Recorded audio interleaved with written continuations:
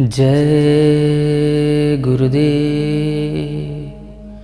बहुत पहले, बिल्कुल शुरू में, समय के आरंभ से भी पहले केवल परमात्मा था। परमात्मा के सिवाय और कुछ भी नहीं था। तब न आकाश थे, न ग्रह, न ही सूर्य, न चांद और सितारे, न मनुष्य थे, न पशु, न पक्षी, न पेड़। कुछ भी नहीं था सिवाय परमात्मा के। परमात्मा प्रेम का अलौकिक प्रकाश में सागर था। उस विशाल सागर में प्रकाश की लाखों करोड़ों बूंदें थीं जो गहरी नींद सो रही थीं। क्योंकि वे सो रही थीं, उन्हें इस बात का अनुमान ही नहीं था कि परमात्मा कितना आकर्षक और प्रकाशवान है। हर एक बूंद प्रकाश के अथाह सागर परमात्मा का एक छोटा सा अंश थी। प्रकाश की हर नन्ही बूंद आत्मा कहलाई। तुम भी उन्हीं नन्ही बूंदों में से एक हो। अचानक परमात्मा के अंदर सृष्टि बनाने की मौज उठी। उसने अपने में से शब्द और प्रकाश की एक जगमगाती अद्भुत लहर प्रकट की और उससे संपूर्ण सृष्टि की रचना कर दी। परमात्मा ने बनाए आकाश, ग्रह, सूर्य, चांद और सितारे, बनाए पर्वत, वादियाँ और रेगिस्तान, समुद्र, झीलें, नदियाँ और नाले। अत्यंत भव्य और सुंदर बनी यह सृष्टि, परंतु इसका आनंद लेने के लिए इसमें कोई प्राणी नहीं था। इसलिए परमात्मा ने एक नाटक रचने का फैसला किया। उसने अपनी आत्माओं को पात्र और नवरचित सृष्टि को रंगमंच बनाया। वह स्वयं निर्देशक बना और उसने अपने नाटक का नाम जीवन रख दिया। लगभग सभी आत्माएं उसके नाटक में भाग लेना चाहती थीं। इसलिए परमात्मा ने उनसे कहा कि तुम प्रकाश के सागर अपने घर को छोड़कर सृष्टि के रंगमंच पर अभिनय करने के लिए नीचे जा सकती हो। लेकिन उन नन्ही बूंदों में से कुछ एक ऐसी थीं जो इस रचना में आने को बिल्कुल तैयार नहीं थी। वे अपने स्वामी के साथ घर में ही रहना चाहती थीं। पर परमात्मा ने उनसे भी कहा कि जाओ और तुम भी मेरे नाटक के पात्र बनने का आनंद लो। तब परमात्मा ने हर आत्मा पर जो उसके साथ रहना चाहती थी मुहर लगा दी और उनसे वादा किया कि एक दिन मैं तुम्हें वापस तुम्हारे असली घर यहाँ अपने पास बुलवा लूँगा। बाकी आत्माओं से परमात्मा ने कहा कि अगर तुम भी कभी घर लौटना चाहो तो मैं तुम्हें भी मुहर लगा दूंगा और अपनी अपार दया मेहर से निज घर वापस पहुंचने में तुम्हारी भी सहायता करूंगा। और इस तरह परमेश्वर की इच्छा अनुसार सभी नन्ही बूंदों ने अपना असली घर छोड़ दिया। अनेक शानदार और आश्चर्यजनक मंडलों से होती हुई अंत में वे इस संसार के रंगमंच पर उतरी जहां आज हम रह रहे हैं। नाटक अब शुरू होने के लिए तैयार था। परमात्मा ने हर आत्मा को एक पोशाक पहना दी ताकि आत्मा की हर नन्ही बूंद उसके नाटक जीवन में अपनी भूमिका निभाने के लिए तैयार हो जाए। आत्मा की इस पोशाक को शरीर कहते हैं। धरती पर हर आत्मा ने शरीर की पोशाक पहनी हुई है। आत्मा जितने समय के लिए एक शरीर धारण करती है और जीवन के नाटक में निर्धारित भूमिका निभाती है, उसे एक जन्म कहा जाता है। कुछ आत्माओं को पेड़ पौधे के शरीर दिए गए, कुछ को कीड़े मकोड़ों, सांप बिच्छुओं आदि के। कुछ आत्माओं को परमेश्वर ने मछलियों और पक्षियों के शरीर दिए और कुछ को पशुओं के। कुछ आत्माओं को उसने दी सबसे अद्भुत दाद, मनुष्य शरीर। शरीरों की पोशाक पहने आत्माएं भिन्न भिन्न दिखाई देती हैं, पर अलग अलग शरीरों में छिपी वे सब प्रकाश और प्रेम की एक सी नन्ही बूंदें हैं। हम सब एक ही परिवार के सदस्य हैं, क्योंकि एक कुल मालिक परमात्मा ही हम सब का पिता है।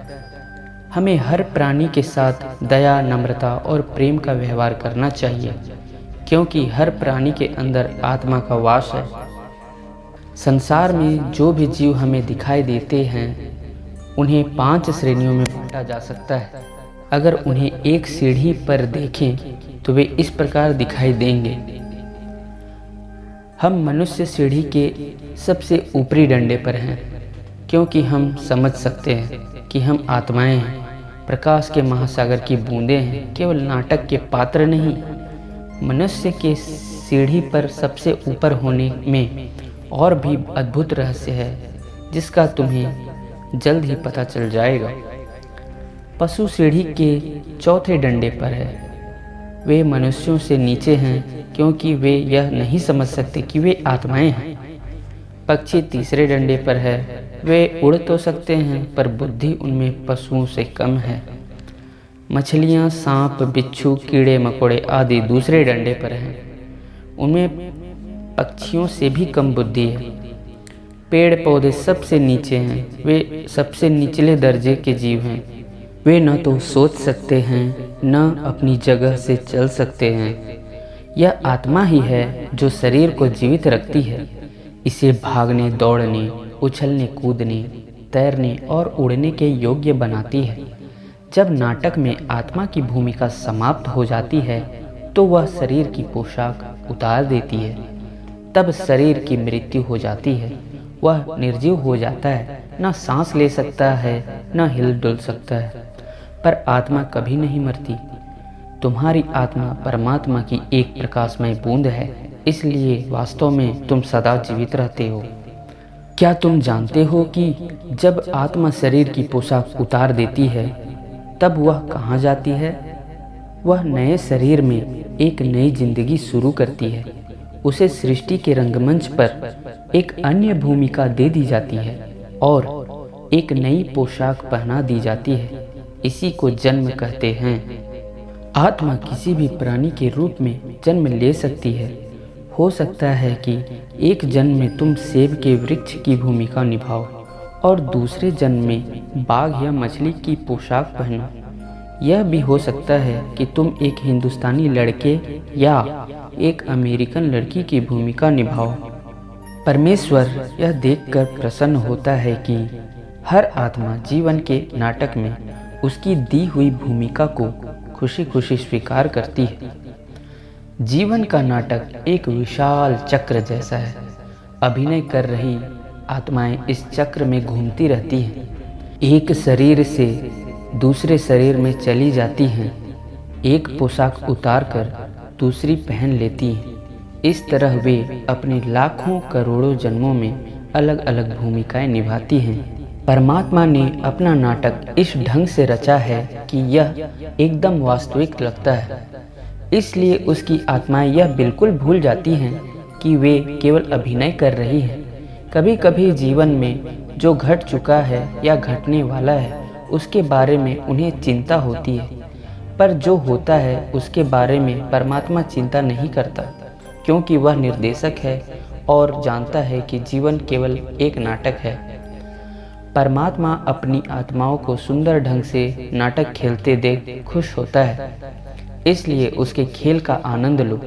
नाटक में जो कुछ भी तुम्हारे साथ हो रहा है, उसमें खुश रहो और निर्देशक के प्रति कृतज्ञ बनो। जब कभी कोई दुखमय या कठोर दृश्य आ जाए, तो याद रखो कि तुम केवल एक भूमिका निभा रहे हो। वास्तव में तुम आत्मा हो, परमात्मा के ही प्रकाश की एक निर्मल बूंद। इसलिए उसका प्रेम, उसकी शक्ति और उसका गौरव सब कुछ तुम्हारे अंदर है।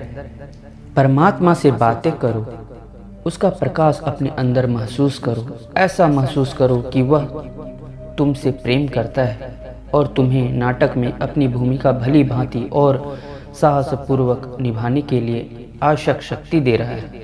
इसी को परमात्मा पर विश्वास करना कहते हैं। यदि तुम उसे सदा याद रखोगे और उस पर विश्वास करोगे, तो अपने अंदर खुशी महसूस करोगे, चाहे जीवन के नाटक में कुछ भी होता रहे।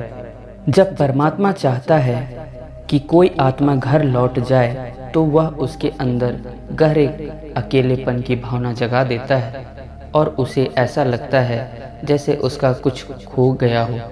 यह परमात्मा का आत्मा को याद दिलाने का एक निराला ढंग है कि उसका असली घर इस संसार में नहीं, बल्कि प्रकाश के सागर में है, जहाँ से वह आई है। मनुष्य शरीर को इतना महत्वपूर्ण इसलिए माना जाता है क्योंकि केवल इसी शरीर में आत्मा परमात्मा का नाटक सदा के लिए छोड़कर अपने घर लौट सकती है। परमात्मा ने हर मनुष्य के अंदर एक अदृश्य और गुप्त द्वार रखा हुआ है। यह द्वार एक गुप्त मार्ग की ओर खुलता है जिस पर चलकर आत्मा अनेक आश्चर्यजनक मंडलों में से होती हुई प्रकाश के सागर परमात्मा तक पहुंच सकती है। और ठीक वैसे ही जैसे परमात्मा ने शुरू में वादा किया था, वह दया और प्रेम से परिपूर्ण अपनी ही परम शक्ति को नीचे संसार में भेजता है ताकि वह मुहर लगी आत्माओं को ढूंढकर उनको निज घर वापस ले जाए। इस परम शक्ति को सतगुरु कहते हैं। सतगुरु ने हमारे तुम्हारे जैसे ही मनुष्य शरीर धारण किया होता है, पर सतगुरु वास्तव में प्रकाश के सागर परमात्मा की एक अद्भुत लहर होता है। वह जीवन के नाटक में से मुहर लगी आत्माओं को चुनकर घर वापस ले जाने के लिए ही संसार में आता है। ये आत्माएं सतगुरु की ओर इस तरह खींची चली जाती हैं जैसे मधुमक्खियां शहद की ओर। सतगुरु हमें हमारे असली घर के बारे में बताता है और हमारे अंदर परमात्मा का प्यार भर देता है।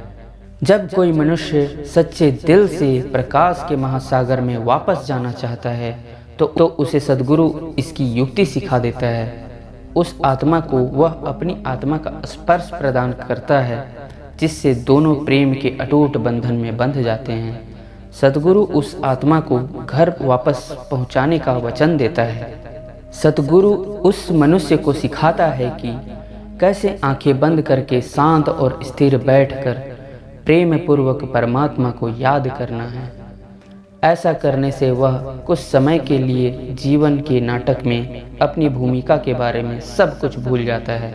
उसका मन इतना शांत और स्थिर हो जाता है कि उसे अपने अंदर परमात्मा के घर से आ रहे शब्द और लहरों की अद्भुत संगीत सुनाई देने लगता है और उस शब्द धारा का चमचमाता प्रकाश दिखाई देने लगता है जो महासागर परमात्मा में ही वापस जा समाता है।